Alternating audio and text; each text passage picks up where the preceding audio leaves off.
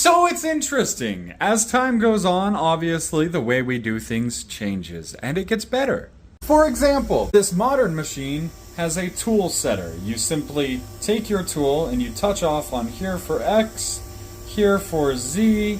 You can even touch this side if you're doing a different Z setting, this side for different X setting. You know, the whole works. Another modern luxury that old machines don't have is this display is entirely touchscreen.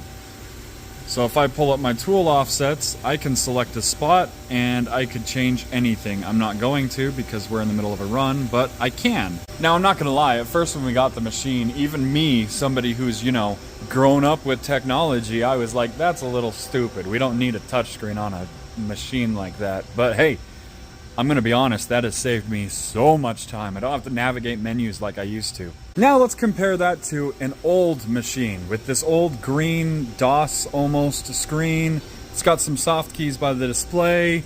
It's got some soft keys here. However, old school machines, or at least this machine, requires a little bit of a manual touch when measuring tools. So we've got this fancy little gauge here. It doesn't look all that fancy, but it is. Simply put, there's a battery that goes down there. You stick it to the spindle with a magnet, and the cool thing about it is all it needs is a electrical connection to complete the circuit. And that light is making it hard to show on my camera, but you can see that light is turning on.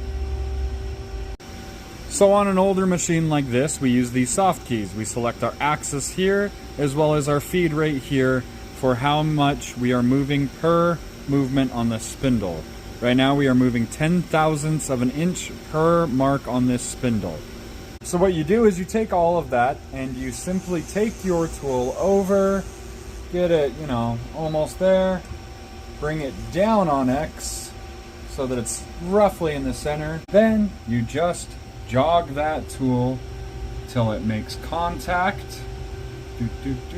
Right there.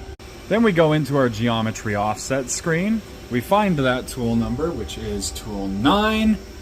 Take that tool number, we go into tool 9. We are measuring on our Z axis, so we go Z. I know the screen's a little hard to read. We go Z 0.0, and we hit the soft key that says measure. And now it's got a measurement for that Z offset. If that tool eye ever has a problem, if that tool eye ever has any sort of issue where it's inoperable, you can always do the old school method. However, you can't do the new school method on an old school machine. So, learn the old school methods and then you can always implement them if you have to when modern conveniences fail you.